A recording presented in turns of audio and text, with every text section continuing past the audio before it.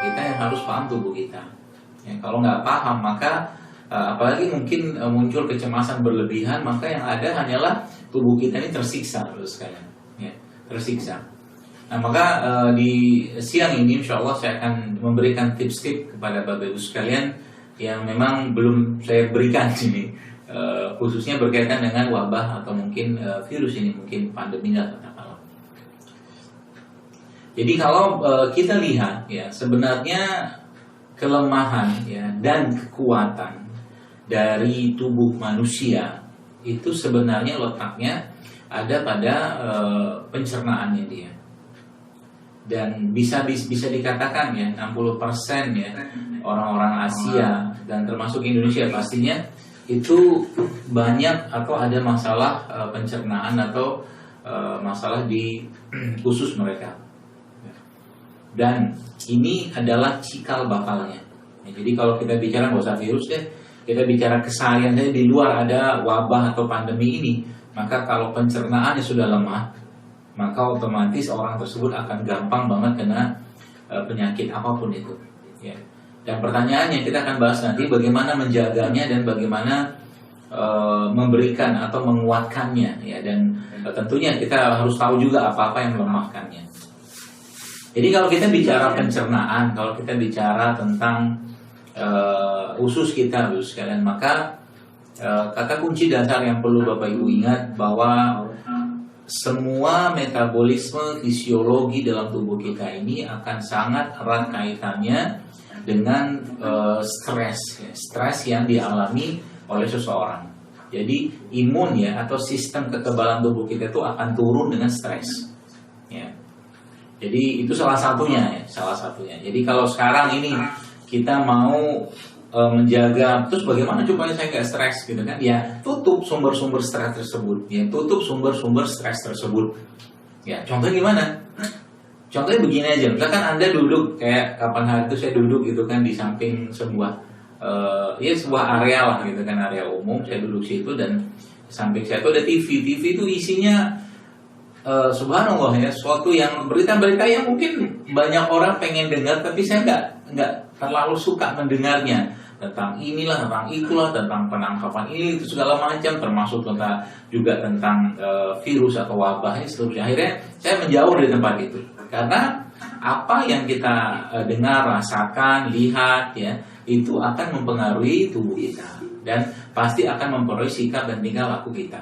Ya maka hati-hati dengan stres. Jadi terus solusinya gimana? Udah alihkan saja kepada hal-hal yang menyenangkan. Ya, menyenangkan siapa? Menyenangkan ruh kita.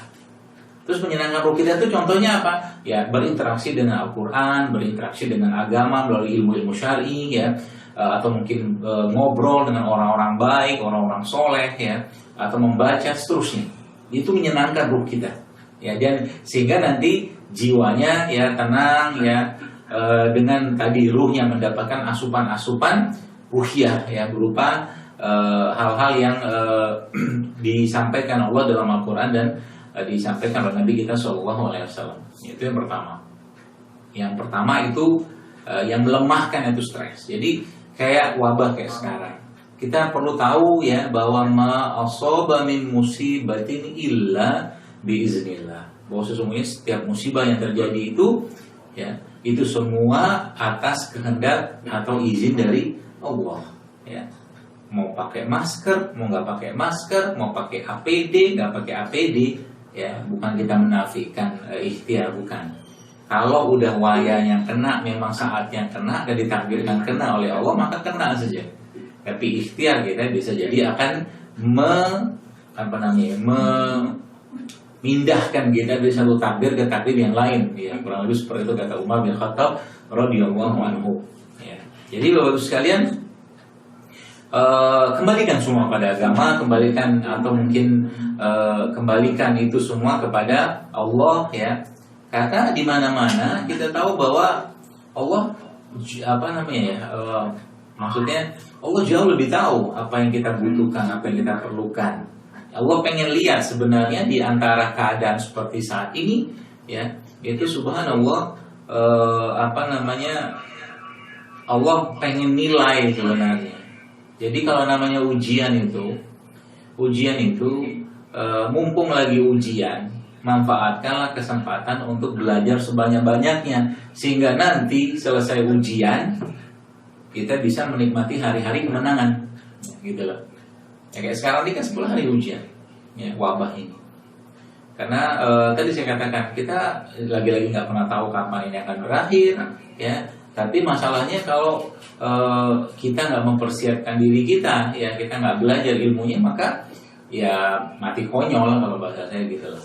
Ya, itu yang pertama. Lalu apalagi yang bisa melemahkan pencernaan, ya, atau mungkin usus kita? Semua bahan-bahan yang berbasiskan pada bahan-bahan sintetik, ya, atau mungkin juga yang kita makan, ya, seperti makanan-makanan yang cepat saji itu terutama itu, ya. Saya sempat kapan hari itu melihat sebuah tayangan, ya, di TV berbayar gitu, minjem akunnya dari saudara gitu, ya. Saya tonton situ dan subhanallah ternyata salah satu yang menjadi pemicu, ya, banyak penyakit dalam tubuh yang masuk dalam tubuh kita itu adalah ya makanan, dan itu bukan sekedar penyakit biasa, tapi sekelasnya kanker, ya, penyakit-penyakit seperti autoimun yang susah disembuhkan itu ternyata bermula dari makanan. Maka saya tuh kadang mikir gitu kan, orang misalkan ada beberapa waktu lalu dekat rumah saya lah gitu, ya, kita ada orang nggak pakai masker terus kemudian dicegat sama petugas suruh bayar denda gitu kan. Ya, saya ya nggak mempersalahkan atau tidak mempertanyakan itu, cuman saya pikir guyonan saya gitu kan, kenapa orang-orang yang makan nggak sehat nggak didenda gitu. Karena makanan sehat itu jauh, ya, makanan nggak sehat itu jauh lebih melemahkan imun kita daripada cuma sekedar maskeran gitu. Masker pun yang dipakai bukan masker yang medis, ya kan? Bukan pakai yang NN95 atau apalah itu jenisnya itu. Masker biasa non medis, ya. Lah tetap aja virusnya masuk kalau kita bicara realnya, ya. Ya oke lah, itu bagian dari ikhtiar. Cuman kadang itu saya guyonannya saya. Harusnya orang-orang yang ngantri gitu kan makan fast food itu didenda tuh. Drive thru fast food gitu kan didenda itu. Karena justru mereka yang menjadi kalau mereka imunnya lemah, misalkan mereka kena gitu, ya, akhirnya mereka misalkan menularkan pada orang lain, waliyahzubillah seperti itu. Atau mungkin makanan-makanan nggak sehat lain, ya. Atau orang-orang yang tadi memang sengaja gitu kan, sengaja untuk melemahkan sistem imunnya. Ya, tadi saya cerita tadi kan bahwa imun itu bisa lemah dengan apa? Ya dengan stres. Stres itu kan bukan cuma kita wah takut ini, bukan, tapi emosi yang berlebihan itu akan melemahkan sistem imun kita. Ya, barulah kita masuk ke ke yang kedua tadi tentang bagaimana makanan, kemudian termasuk juga obat-obatan sintetik, ya. Saya berpesan aja kalau nggak penting jangan makan, ya, kalau nggak penting jangan makan karena itu melemahkan, apalagi antibiotik. Saya pesan banget, ya, antibiotik itu kalau saya boleh saran, kalau nggak perlu banget jangan makan, ya.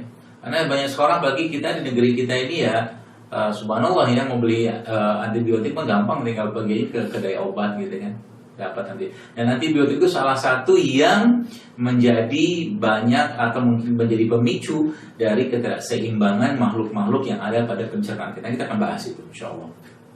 Ya, jadi Bapak sekalian, itu yang kedua atau ketiga, ya. Jadi itu beberapa yang perlu Anda pahami.